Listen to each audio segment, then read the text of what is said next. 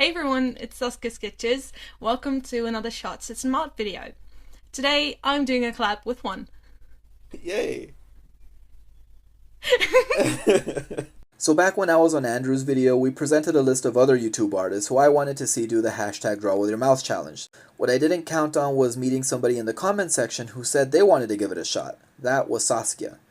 She said she was going to attempt a watercolor painting, and a few days after, she sent me a message on Instagram telling me she had done it and that it was going up on YouTube the following week. I have a link to that video in the description, by the way. If you haven't checked it out, just go give her channel some love. She has amazing content up on there. Since then, we've kept in touch, and Saskia, she's just such an amazing person. She has this energy that I wish I had, and this Renaissance level passion about everything she does. Not only drawing, not only painting, but writing and singing too. I mean, Saskia, leave some talent for the rest of us, come on. But anyways, after getting to know each other for a while, talking about projects we had going on and art styles we were comfortable with, she asked me if I wanted to do a collab with her. We would challenge each other to create in a way we never had before, and I wasn't about to pass up the opportunity to learn something new, so I accepted. I challenged her to do blah blah blah blah blah blah blah, and you can actually see that on her channel right now because we uploaded our videos at the same time today. And she challenged me to learn watercolor. I'm not gonna lie, I kind of panicked later that day because my mind was just asking me, what's wrong with you? You haven't done this yet. Why did you agree to do this? But it was something I wanted to commit to doing, and I calmed myself down. I watched a few watercolor tutorial videos, and fortunately Saskia was able to set some time to talk to me through Skype and give me some advice. I guess the biggest tip I have for watercolors is to let it go. Let it loose, because it's not going to do what you want. Just let it go and have fun with it. After thinking over her words and getting through a little more of my nervousness, not completely, but enough, I felt confident enough that I could turn out something somewhat decent.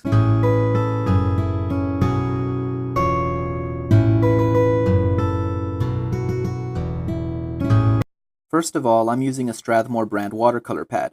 The papers in here are much thicker than ordinary paper, so the water I use won't run through the sheets as easily.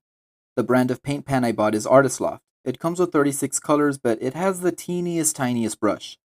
I'm sure it would be great for adding details, but it doesn't do a great job of mixing paints or soaking up water to wet the paper. You all can't really see the trouble this was giving me since a lot of my setup was off screen, but trust me on this, you're going to want to use a bigger brush for some of this stuff. It'll make things a whole lot easier. Another problem I kept running into while recording was how quickly the water was evaporating under my lamp. I usually have it at full brightness right above my work area, because 1, that's how my webcam can get that top-down view, and 2, my video won't be well lit otherwise. For future painting videos though, I'm gonna need to experiment with other recording setups, having lights elsewhere, not too close, not too bright. I'll figure it out. This first piece is called Forest Sunset, and it's inspired by a drawing I made a couple of years ago. I actually wanted to recreate the entire original piece, but honestly, just getting used to working with colors in the first place was difficult enough. I was hoping to get the sunset gradient down smoothly, but because of the water troubles I mentioned earlier, it looked scratchy and the transitions weren't all that great at the start. When I added more water to compensate for the evaporation, the paint would run where I didn't want it to, or my strokes would just brush the paint right off the paper. As Saskia and many watercolor tutorial videos suggested, I began by laying down the lightest color very lightly. Yellow went up to orange, up to red, and finally ended with a dark violet, which was already in my selection of colors, but I wanted to practice mixing. Then I tried to clear out some of the paint where I wanted the trees to go. It didn't work exactly how I wanted it to, as the paint was already too dry, I'm guessing. But the sunset colors didn't interfere with the greens as much as I expected anyway. And after I started adding the darker green for texture, they really stood out and I loved how they looked. If only I had made them a little darker. With the sunset, the way I would do that is I would actually color the trees a little bit more of a yellowish green, if that makes sense, because the lighting is going to be different than when the sun's setting. The second piece underneath was to experiment with a more watery approach. A few streaks of blue into the extremely wet area made for a nice sky, with some areas intentionally left unpainted for clouds. I had seen that method used in other videos. The color does its own thing, like Saskia said, and I thought, it looks awesome, mission accomplished. This is the one part of the piece I'm satisfied with. The palm trees aren't terrible. I actually liked the fronds, even if one of them started running into the sky. I now understand why some artists dab at their paper with a cloth sometimes. And whoops, I forgot to ground it. No sand at this beach. 0 out of 10 would not visit again. Anyway, there's room for improvement. If I made the entire piece larger, I'd be able to add a lot of good shading, under the clouds, on the tree trunks, maybe even in the sky with darker splotches of blue. And you know what? Maybe I will. Not because I hate this one or anything, but because I see so many more things I can do with it. I think I spent the least amount of time on this piece because it was the most overwhelming. I kept seeing things I wanted to do, but I didn't feel experienced enough to pull them off well. So I moved on to the next and final piece. In one of my other videos, I mentioned there are two art-related characters in the Shard System story, made of the medium they use in their favorite form of art. Quill is ink and Easel is paint. So of course, I couldn't end this recording without including Easel. I studied Saskia's first video where she paints one of her own characters by using some base colors in larger areas before mixing in darker colors for detail. Did I follow her example well? That is questionable. I sketched things out like she did, but I skipped the pen line art and went straight for the paint. I enjoyed the start, filling in her hair and face. I tried to leave some white space for her eyes, but it kinda didn't happen. I remember telling myself I was gonna brush away some of that paint after, but I guess I forgot. When I started adding Easel's eye color, there was still water up in her bangs, so the green started running into the orange of her hair. I added shadow on her jaw, nose, and under her bangs, but when it got time to blending it in with the rest of her skin, I was too worried that the colors were gonna run into each other and ruin the entire thing.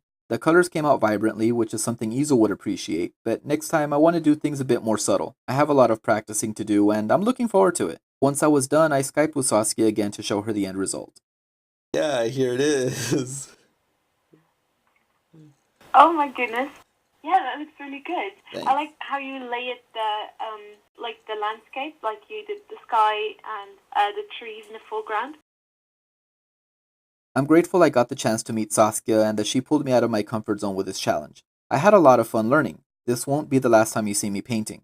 Like I mentioned before, she uploaded a video at the same time this one went up, so if you check out her channel, you can see her doing the challenge I gave her. As always, if you have any comments, questions, or constructive criticism, leave them down in the comments or send me a message on Instagram. I'll try to answer as soon as I can. I'd appreciate your likes, subscribes, and any kind words you share with your friends about my channel. Thank you for watching, I hope you all have an awesome day, and bye for now. So I would appreciate if you roasted me on my art. Just, I mean, okay, because I mean, I know this was my first time, and I know it's like just any advice, you know. I mean, if I did something, Right, yeah.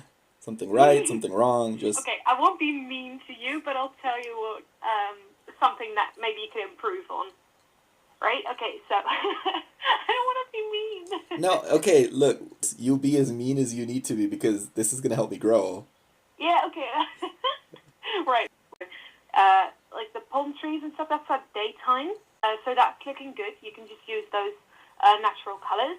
So it looked like you used the wet on wet technique for the sky with the clouds and the palm trees, right? Yes. Yeah.